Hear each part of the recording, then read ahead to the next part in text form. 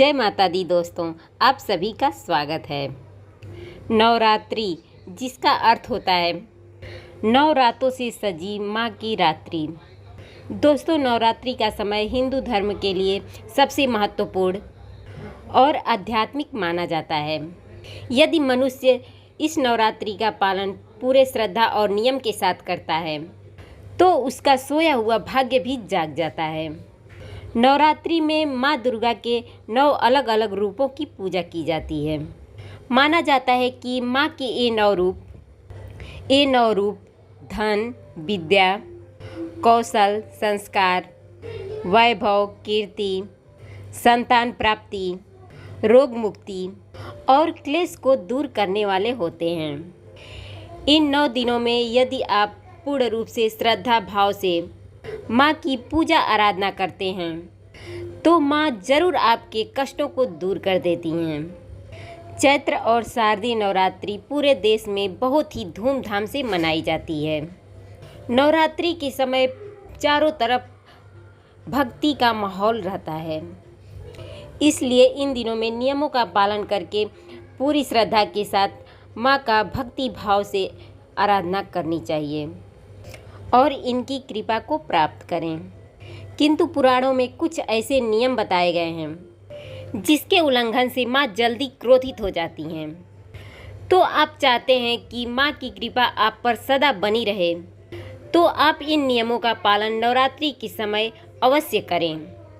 तो आइए जान लेते हैं कि वो कौन से नियम हैं जिनका पालन हमें नवरात्रि में करना चाहिए।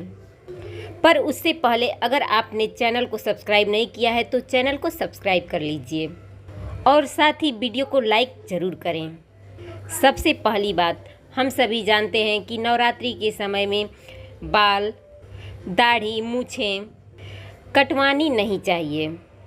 पर क्या आप जानते हैं कि इन दिनों में नाखून भी नहीं काटने चाहिए। नवरात्रि शुरू होने से पहले ही आपको एक कार्य समाप्त कर लेने चाहिए और यदि नाखून बढ़ रहे हैं तो आपको उनको रोज़ पानी से साफ कर लेना चाहिए, लेकिन कतई चाकू, ब्लेड या कैंची का इस्तेमाल नहीं करना चाहिए। दूसरी बात, नवरात्रि में हम सात्विक भोजन का प्रयोग करते हैं। इन दिनों में प्याज और लहसुन नहीं खाना चाहिए। इसके साथ साथ नवरात्रि में मांसाहार भी करना वर्जित माना गया है। साथ ही किसी भी प्रकार की मादक पदार्थों का सेवन नहीं करना चाहिए, जैसे तंबाकू, गुटखा, शराब इत्यादि। इसके अलावा इन दिनों जब आप रसोई में जाएं तो खाना बनाने से पहले ओम दुर्गाय नमः इस मंत्र का जाप कर लेना चाहिए। उसके बाद ही खाना बनाना चाहिए। ऐसा करने से रसोई घर में मौजूद नकारात्मक ऊर्जा दूर हो जाती है और माँ के प्रसाद के रूप में अन्न बनता है, जिससे परिवार को शक्ति और ऊर्जा की प्राप्ति होती है। तीसरी बात, नवरात्रि के समय घर में दीपक या अखंड दीपक जलाते हैं, लेकिन इसके दौरान आपके घर में किसी भी एक सदस्य को पूर्ण रूप से ब्रह्मचर्य का पालन जरूर करना चाहिए। साथ ही अगर पति और पत्नी इन 9 दिनों में ब्रह्मचर्य का पालन करें तो बहुत ही शुभ माना गया है। इसलिए नवरात्रि के समय कभी भी भूल से शारीरिक संबंध न बनाएं, क्योंकि ये 9 दिन अत्यंत पवित्र माने गए हैं। इन दिनों में शारीरिक संबंध बनाने से माता दुर्गा रुष्ट हो जाती हैं। इन 9 दिनों में सबसे ज़्यादा ध्यान इस बात का रखना चाहिए कि आपके घर में कभी भी अंधेरा ना हो। घर को रोशनी से सदा ही जगमगा कर रखिए। आप अपने घर के खिड़की दरवाजे हमेशा खोल कर रखिए, जिससे माँ प्रसन्न होकर आपके घर में प्रवेश कर सकें।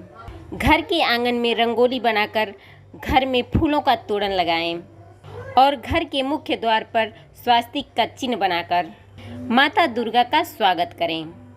इससे माँ दुर्गा आप पर बहुत जल्दी ही प्रसन्न हो जाती हैं। माता दुर्गा के 9 रूप हैं और हर स्त्री में माँ की शक्ति मौजूद है। इसीलिए न कि अपने घर की बल्कि पूरे समाज की स्त्रियों का सम्मान करें। चाहे आपने नवरात्र का व्रत रखा हो या न रखा हो, लेकिन नवरात्र के समय में किसी भी स्त्री का अपमान नहीं करना चाहिए।